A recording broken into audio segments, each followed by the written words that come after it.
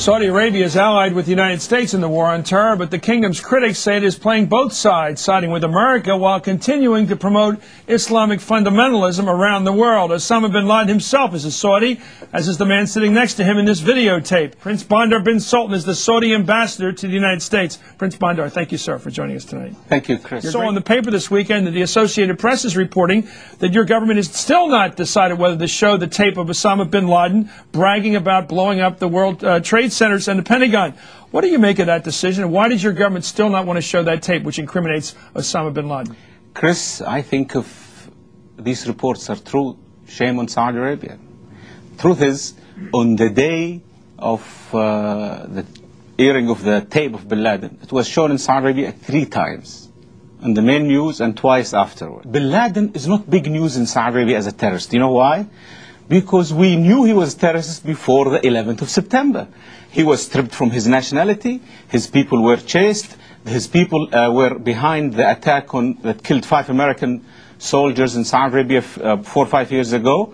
When we captured them, we tried them under Sharia law, we executed them. Guess what? Western media said we did something terrible, we're killing dissidents. You know, those dissidents, when we chased them in Saudi Arabia, right, the followers of Osama bin Laden, they escaped to London, Paris, Frankfurt, America.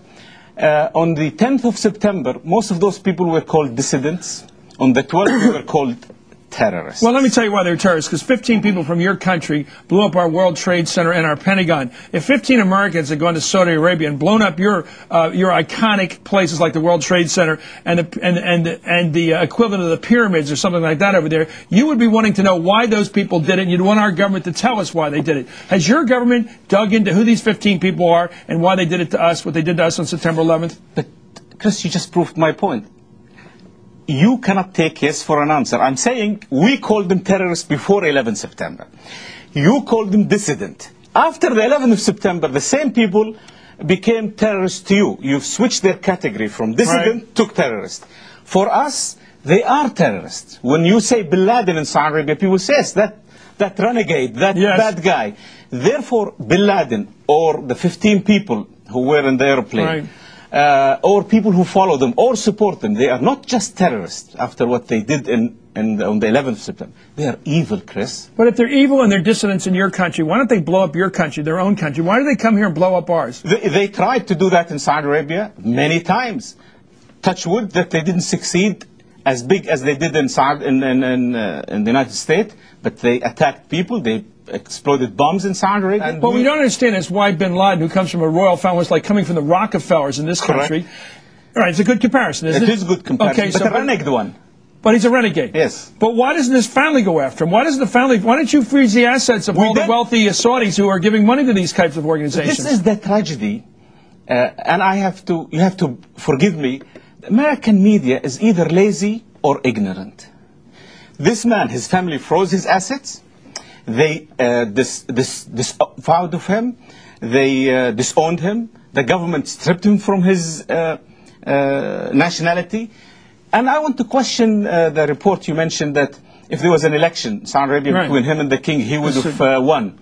You know something? That is fancy talk. If bin Laden had such a great followers in Saudi Arabia, he wouldn't be hiding in Afghanistan. He would be in Saudi Arabia leading his people. You make it sound like out of 12 million Saudis, 3 million were following him. You're talking about a handful. How do you explain this guy Walker? He's an American living in San Francisco. Why would he follow? I can't speak for crazy people. Nobody has monopoly over crazies.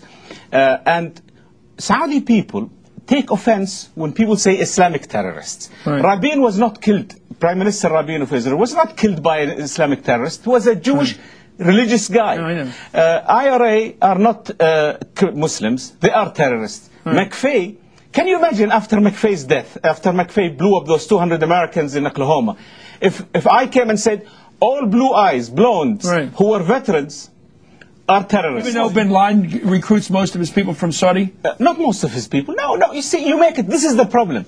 You all start with a premise, and then everything has to be fact. The premise is wrong. The truth of the matter is, we think is evil, bin Laden. We think people who follow him are evil. We have pain for what happened in America. Because of what they believe or what they do? Because what they believe and what they did. Islam is against hate. Islam is for tolerance. Saudi Arabia practices Islam.